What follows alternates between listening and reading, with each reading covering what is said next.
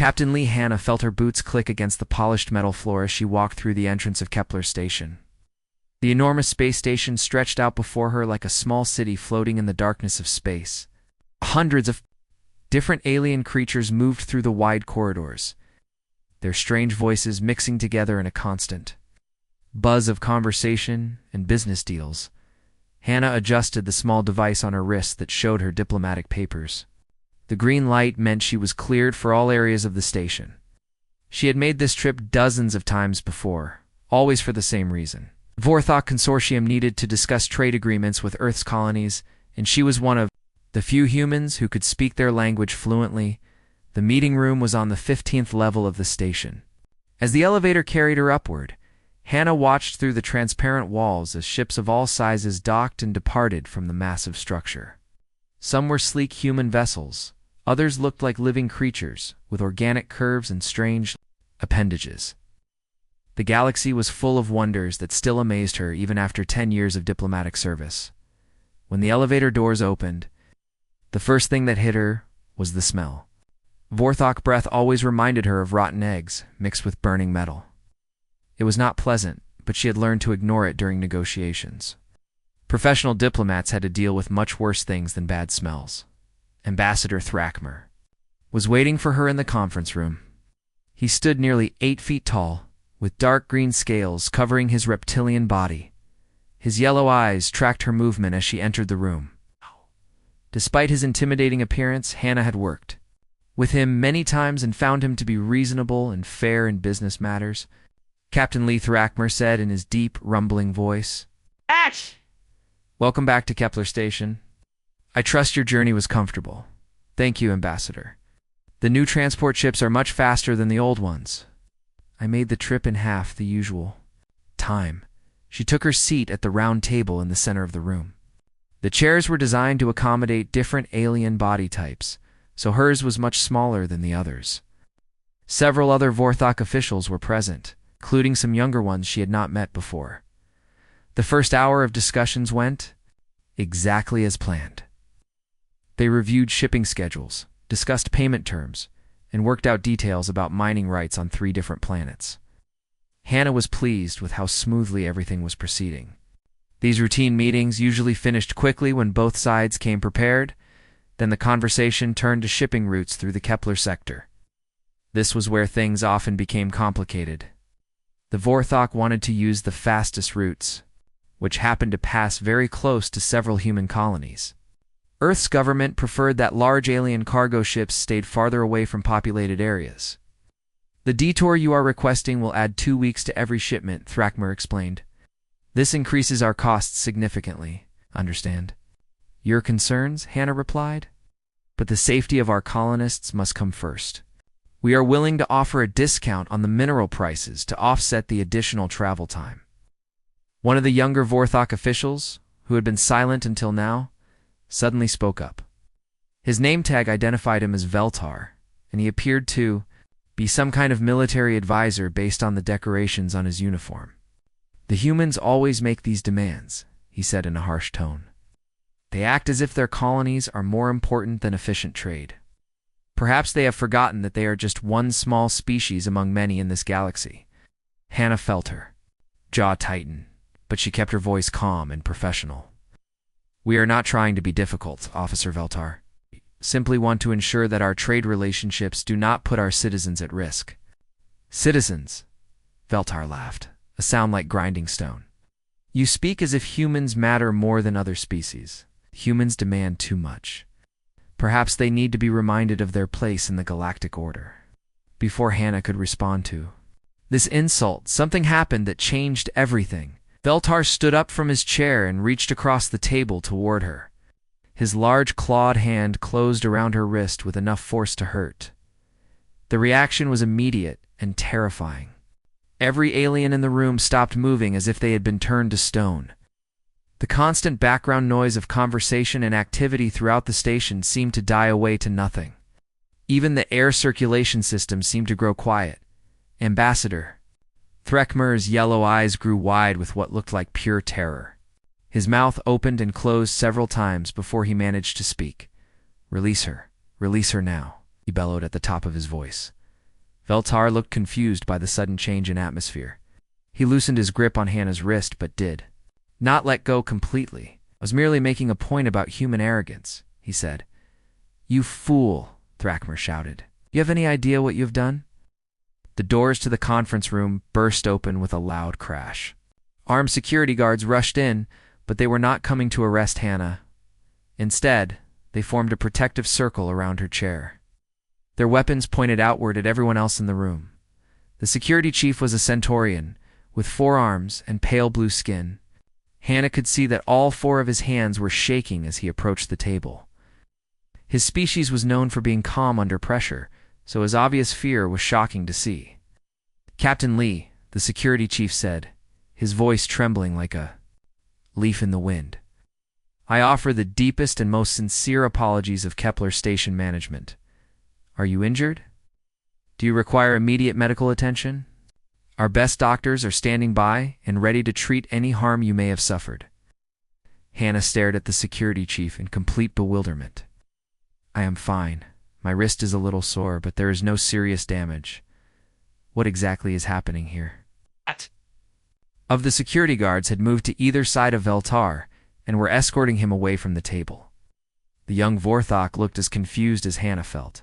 He kept looking back and forth between her and Ambassador Thrakmer, as if he expected someone to explain what was going on. "I do not understand," Veltas said. "I barely touched the human." "Why are you treating this like a major incident?" Thrakmer slowly approached Hannah, his massive frame somehow seeming much smaller than it had a few minutes earlier. His movements were careful and deliberate, as if he was afraid that any sudden motion might trigger another crisis. "Young one," he said quietly, "you truly do not know, do you, about the law that protects your people?" "What law?" Hannah asked. "I know about standard diplomatic immunity, but this seems like much more than that." "Galactic Law 847 Alpha," Thrakmer whispered the words like they were sacred, the human protection statute. What just occurred in this room? It could have meant war between our species and the entire Galactic Federation. Captain Lee Hannah walked through the curved corridors of Kepler Station, her mind still spinning from the strange events in the conference room. The security chief had given her directions to Elder Kethfra's quarters, explaining that the old Centaurian diplomat was one of the few beings alive who could properly explain the human protection statute. She had never heard of this law before today, and the reactions of everyone around her suggested it was far more important than any normal diplomatic agreement. The residential section of the station was quieter than the busy commercial areas. Here, the walls were decorated with artwork from dozens of different worlds, and the lighting was softer and more comfortable. Hannah passed several aliens in the hallways, and each one stepped aside respectfully when they saw her. A few even bowed slightly, which struck her as very unusual behavior for a neutral trading post. Elder Kethfra's door was marked with symbols from his home world. When Hannah pressed the door chime, it opened immediately, as if he had been waiting. For her arrival, the Centaurian who greeted her was clearly very old, even by the standards of his long-lived species. His pale blue skin had a papery texture, and his forearms moved slowly and carefully. But his eyes were sharp and alert, and they studied her face with obvious interest. "Captain Lee," he said in a voice that sounded like wind blowing through ancient trees, "please, come inside. I have been expecting you since the incident this morning. News travels quickly on a station like this." His quarters were much larger than she had expected, with tall windows that offered a stunning view of the space around Kepler Station. Dozens of ships moved through the darkness like fireflies, their lights creating patterns against the star field. The room was filled with books, artwork, and artifacts from many different worlds. It felt more like a museum than a home. Kethfra gestured for her to sit in a comfortable chair near the windows. On the low table between them, he had already prepared tea in a beautiful ceramic pot decorated with intricate patterns. The tea had a pleasant floral scent that helped calm her nerves. "You are confused by what happened today," the old diplomat said as he poured tea into delicate cups. "This is understandable. Most humans of your generation have never experienced the full weight of the protection statute. Your people have lived in safety for so long that they have forgotten why that safety exists." Hannah accepted the cup of tea gratefully. It was warm and soothing, with a taste unlike anything she'd ever experienced. Ambassador Thrakmer mentioned something about a war 200 years ago. He said it was why the law was created, as Kethfer nodded slowly. I was there, Captain Lee. I saw it all happen with my own eyes. 200 years ago, I was a young attached to the Galactic Federation, fresh out of the diplomatic academy, and eager to make my mark on the galaxy. I thought I understood how civilizations interacted with each other. I believed that I had studied every possible form of conflict and negotiation. He paused to sip his tea, his ancient eyes growing distant. As he remembered events from long ago, we thought we understood warfare, Captain Lee. All of us did. The great powers of the galaxy had been fighting each other for thousands of years. We had rules, strategies, and traditions that governed how conflicts were conducted. We were wrong. About everything. What happened when humanity made first contact? Hannah asked. Your people were discovered by accident, Kethfer explained. A Scorosian survey ship detected radio signals coming from your solar system. This was during the height of the hegemony's power. The Scorosians controlled most of the outer sectors of the galaxy. They were always looking for new worlds to conquer and exploit. The old diplomat set down his teacup and walked to the window. His reflection was ghostly in the transparent material as he looked out at the stars. The hegemony of Scaros was the most aggressive military power any of us had ever seen. Had conquered 47 different species and enslaved the populations of hundreds of worlds. Their technology was advanced beyond anything most civilizations could imagine. Their ships were faster, their weapons more powerful, and their soldiers more experienced than anyone else in the galaxy. But they had never encountered humans before, Hannah said. No, they had not. When the Scorosian scouts reported back about Earth, they described a primitive world inhabited by creatures who had barely learned to leave their own planet. The humans had only just developed basic space travel and were still fighting among themselves with crude weapons. Warlord Drakmor, who commanded the hegemony's forces, saw Earth as an easy target for conquest. Kethfer returned to his chair and refilled both of their teacups. His movements were slow and deliberate, as if he was carefully considering each word before he spoke. The invasion fleet that Drakmor assembled was the largest military force the galaxy had ever seen. 300 ships, each one capable of destroying entire cities with a single blast. They carried weapons that could crack continents and soldiers who had never known defeat. The Scorosians expected to conquer Earth in a matter of days. But something went wrong, Hannah said. Everything went wrong, Kethfer replied. The war lasted 6 months, and in those 6 months, humanity did something that no species in recorded galactic history had ever accomplished. They did not just fight back against superior technology in numbers. They evolved, they adapted, they learned. The old diplomat's voice grew more intense as he continued his story. Every tactic the Scorosians used against your people, the humans found a way to counter within weeks. Every weapon that was deployed against Earth, your scientists and engineers figured out how to defend against or even improve upon. It was as if humanity possessed some kind of ability that the rest of us lacked. What kind of ability? Hannah asked. The ability to think in ways that no one else could predict, Kethfer said.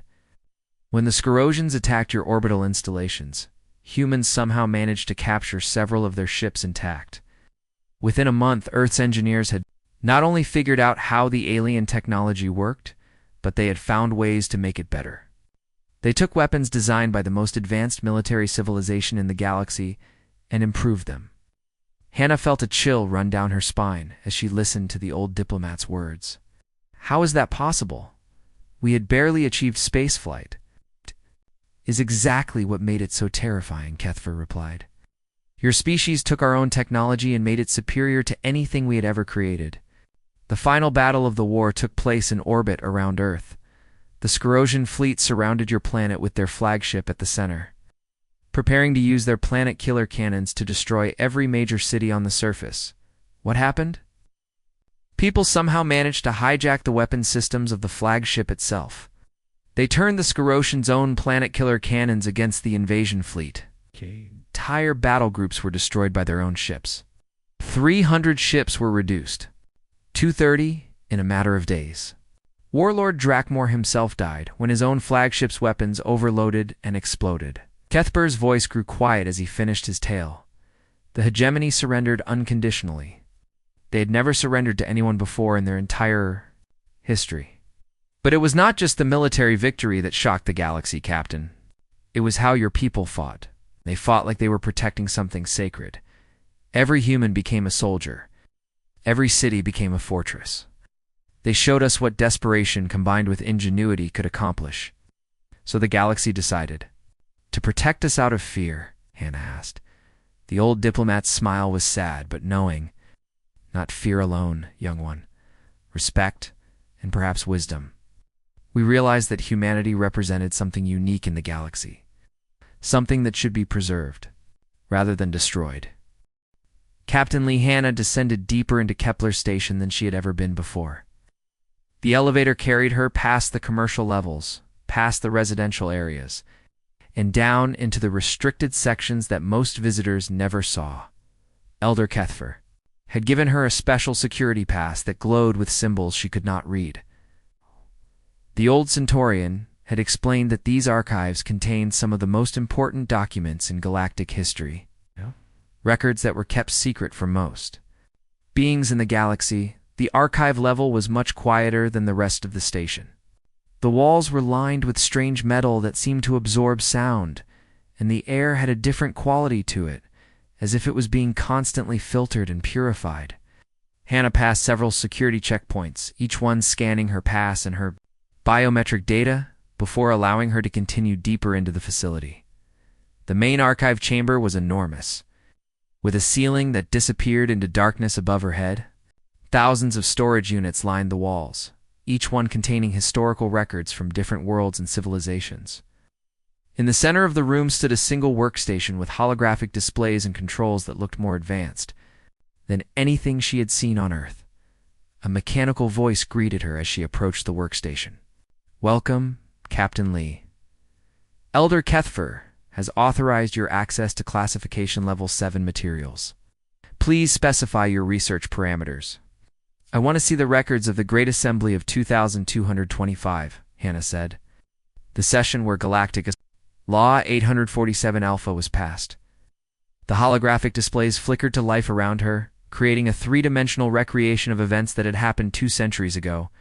Hannah found herself standing in the middle of the vast assembly chamber, surrounded by the ghostly images of delegates from dozens of different species.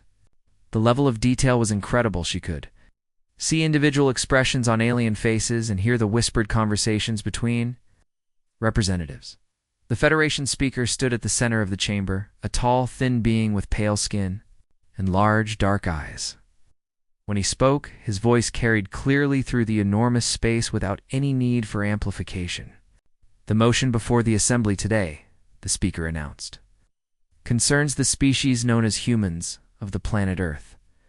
In light of recent events involving their conflict with the hegemony of Scaros, we must decide their fate and their place in the galactic community." Anna watched as representatives from over 50 different species filled the vast chamber. She could identify some of them from her diplomatic training: the blue-skinned Centaurians with their 4 arms, the reptilian Vorthok with their yellow eyes, and even the dark-scaled Scarosians who had been defeated by humanity.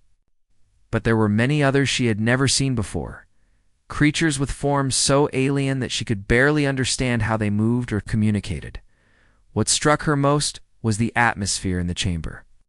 There was no sense of debate or disagreement among the delegates. Instead, there seemed to be a shared understanding, as if they had all reached the same conclusion independently. The first speaker was Ambassador Thelanor of the Centaurian Republic. He was much younger than Elder Cuthbert, but his voice carried the same authority and wisdom. "Honored delegates," he began, "the humans have demonstrated capabilities that go beyond our comprehension. In 6 months of conflict, they achieved technological advances that most species require centuries to develop. They turned our own weapons against us and found solutions to problems we did not even know existed." A murmur of agreement rippled through the chamber. Hannah noticed that even the representatives of species she had never heard of were nodding their heads or making similar gestures of approval. "The question before us," Thelanor continued, "is not whether humanity represents a threat to galactic peace, The question is how we can ensure that they never again face circumstances that would force them to demonstrate these capabilities.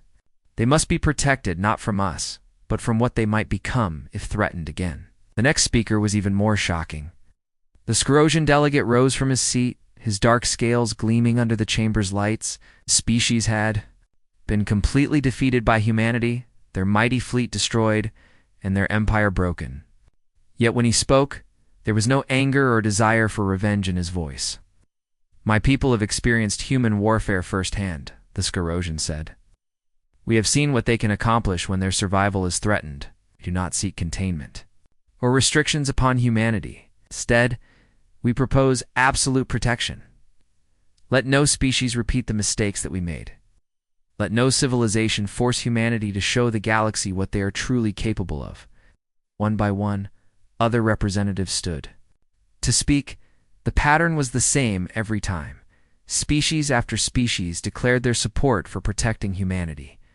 Not because they loved humans or felt any particular friendship toward them, but because they had all reached the same terrifying conclusion about what might happen if humanity was ever truly threatened again. The Vorthok delegate spoke of humanity's unpredictable creativity in the face of extinction.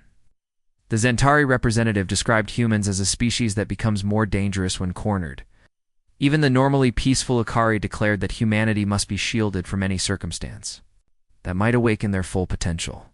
As the debate continued, Hannah began to understand the true scope of what was being proposed. This was not a simple peace treaty or trade agreement. The assembled representatives were discussing the creation of an entirely new type of law. One that would fundamentally change how the galaxy operated. The final vote was unanimous. Every single species represented in the chamber voted in favor of the Human Protection Statute.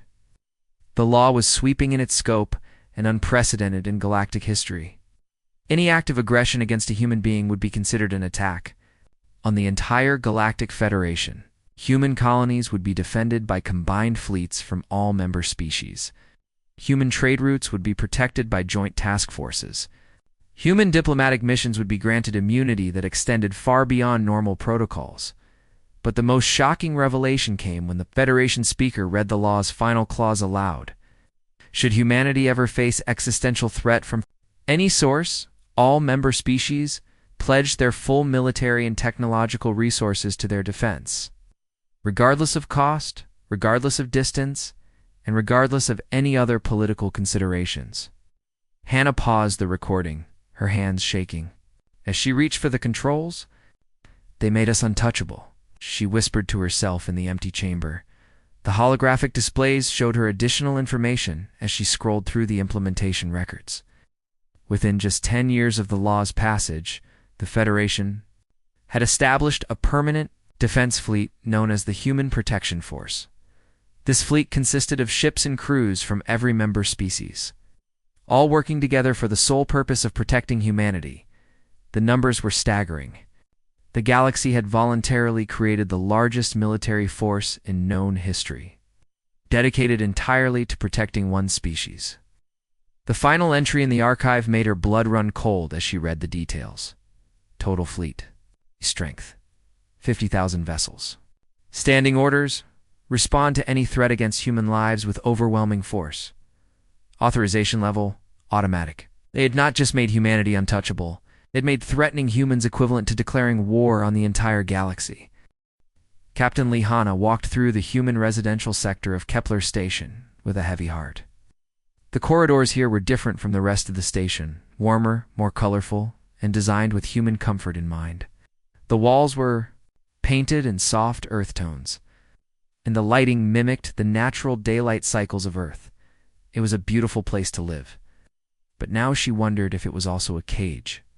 Word of the morning's incident had spread quickly through the small human community on the station.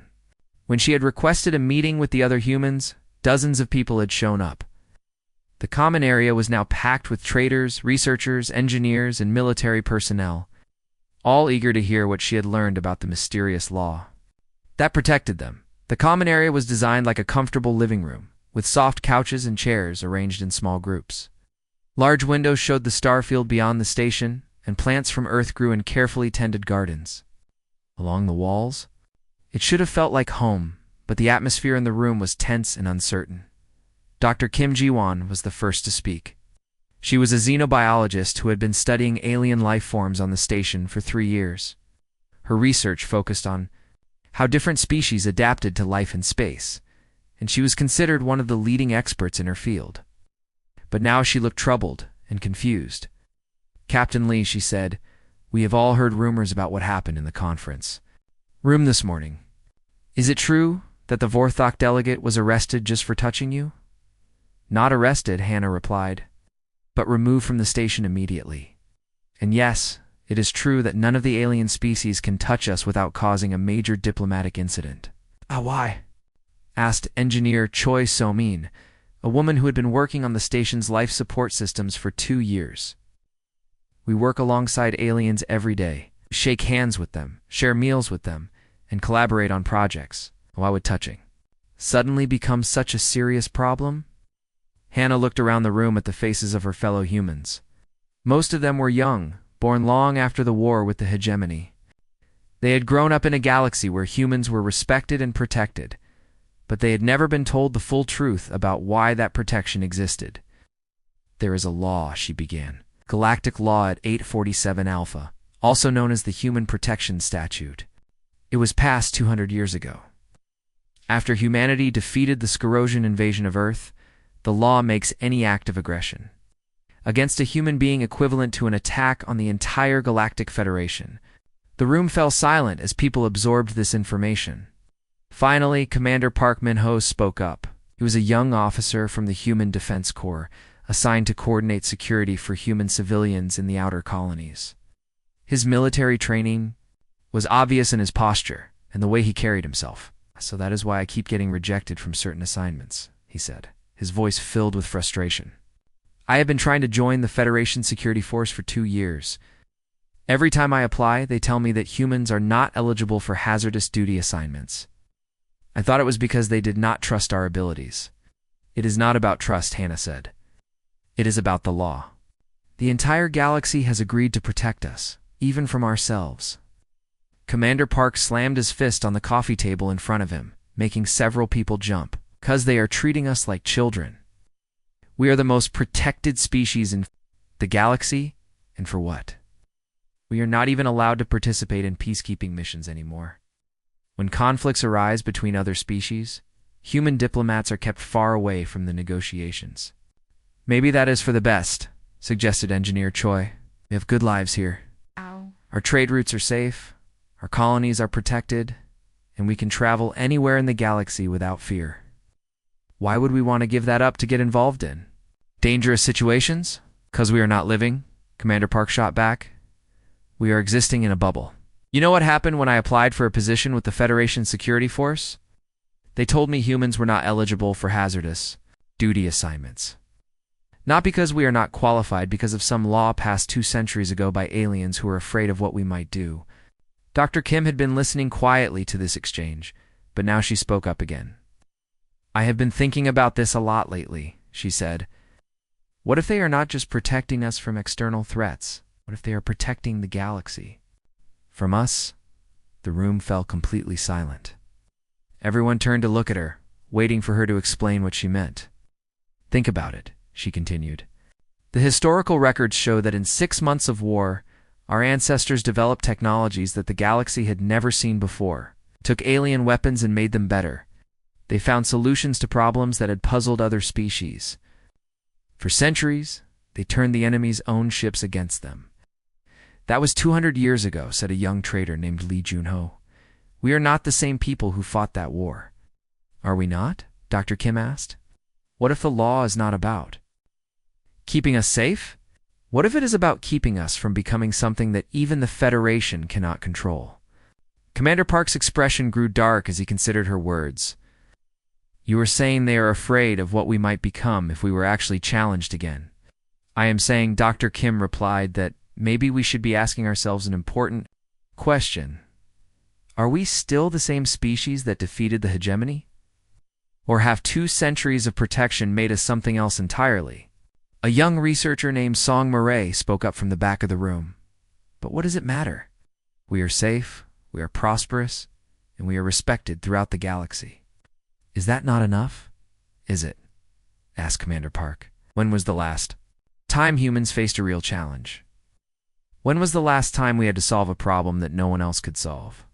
We have become comfortable, but have we become weak? Dr. Kim nodded. That is exactly what I am worried about. The protection statute has given us safety, but it has also isolated us from the experiences that made our ancestors strong. We do not face real dangers anymore. We do not have to fight for our survival. We do not have to adapt and innovate the way they did. Engineer Choi looked uncomfortable.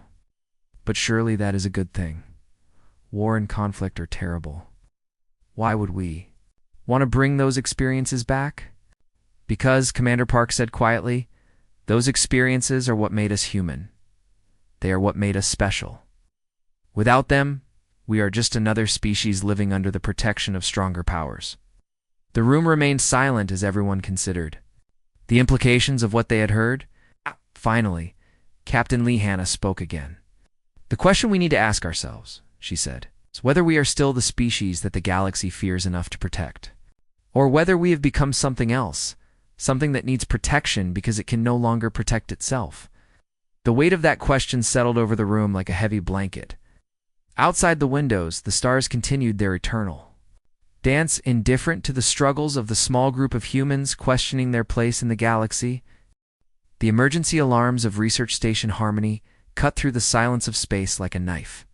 Captain Lee Hanna felt her transport ship shake as it docked with the remote facility, which was located far from any major shipping lanes in a quiet sector of the galaxy. She had been traveling for 18 hours straight after receiving the distress call, and the journey had given her plenty of time to think about what she might find when she arrived. The emergency beacon had been broadcasting the same message for 12 hours under attack by unknown hostiles. Galactic Protection Fleet en route. Estimated arrival, 48 hours. The message was automated, which meant that whoever had sent it was either too busy to provide updates or unable to do so. Neither possibility was encouraging. As soon as the airlock opened, Dr. Kim Gi-won was waiting for her. The xenobiologist looked exhausted and worried, her usually neat appearance disheveled from hours of crisis management. Dark circles under her eyes showed that she had not slept since the attack began. Captain, Dr. Kim said as they walked quickly through the station's corridors. The situation is worse than we initially thought. The attackers call themselves the Liberation Front. They are a multi-species radical group that believes the protection statute has made the galaxy weak and complacent. How many humans are currently on the station? Hannah asked as they passed through a security checkpoint. 37 researchers plus you now. The attackers have us completely surrounded, but they have not tried to breach the hole yet. They seem to be waiting for something. Waiting for what? Dr. Kim stopped walking and turned to face her. To prove their point, their leader is a Vorthok named Drakmer. He has been broadcasting messages on all frequencies for the past 6 hours. He claims that modern humans are soft and weak, that the galaxy has been living in fear of ghosts for 2 centuries. They continued through the station toward the command center. Research Station Harmony was much smaller than Kepler Station, but it was equipped with some of the most advanced scientific equipment in the galaxy. The facility was designed to study alien technology and find ways to adapt it for human use. Most of the research was purely academic, but some of it had practical applications for improving life in the human colonies. The command center was buzzing with activity. Dozens of researchers had gathered around the main display screens, which showed tactical information about the attacking ships. The Liberation Front had brought a small but well-armed fleet of vessels from several different species. They had positioned themselves in a sphere around the station, making escape impossible, Commander Park. Minho's voice crackled over the communication system from a Federation patrol ship 3 sectors away. Captain Lee, we are tracking the situation from Here, the protection fleet is mobilizing as we speak. Over 1,000 ships from 12 different species are heading toward your location, but we will not reach you in time if they decide to breach the station. Dr. Kim moved to the tactical display and began pulling up information about the attacking ships. They have us outgunned in terms of raw firepower, she said. But this is a research station. We have resources that they probably do not expect us to have. What kind of resources? Hannah asked. The kind that made our ancestors dangerous. 2 centuries ago, we have been studying alien technology for years, combining it with human innovation and creativity.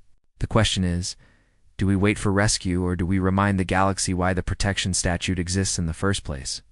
Hannah looked around the room at the faces of her people. She saw fear in their eyes, which was natural given the circumstances.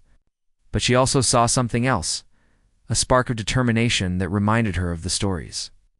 Elder Kethver had told her about the war against the hegemony.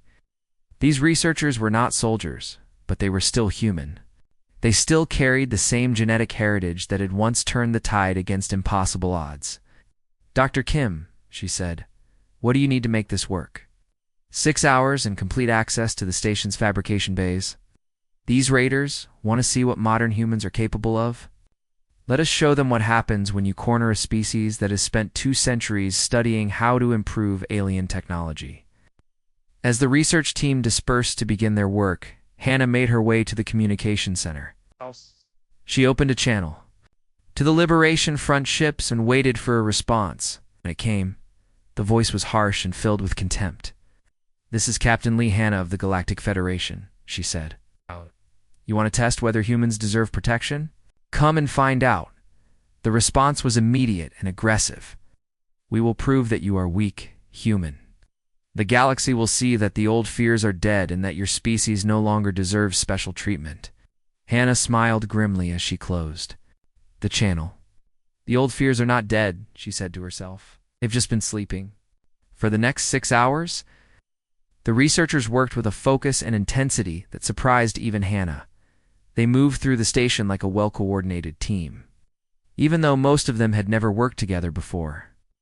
They pulled equipment from laboratories, stripped components from non-essential systems, and began assembling devices that had never been imagined by their alien designers.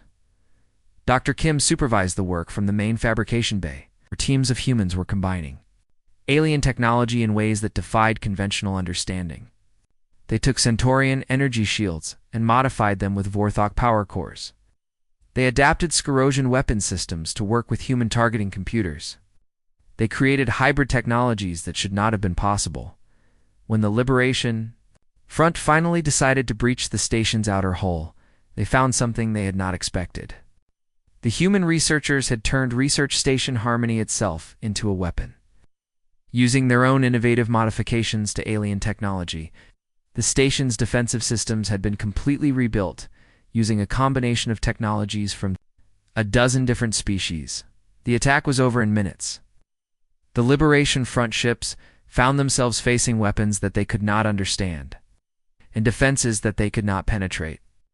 Their own systems were turned against them, as the humans somehow managed to override their communications and navigation computers.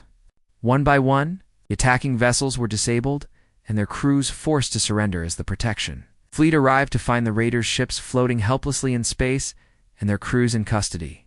Admiral Vekvar of the Centaurian Navy sent a message that would be remembered throughout the galaxy for generations to come. The protection statute remains in effect, he announced on all frequencies. This is why. The Liberation Front had wanted to prove that humans were weak and undeserving of protection. Instead, they had reminded the galaxy of exactly why that protection was necessary. The sleeping giants had awakened, and they were still as dangerous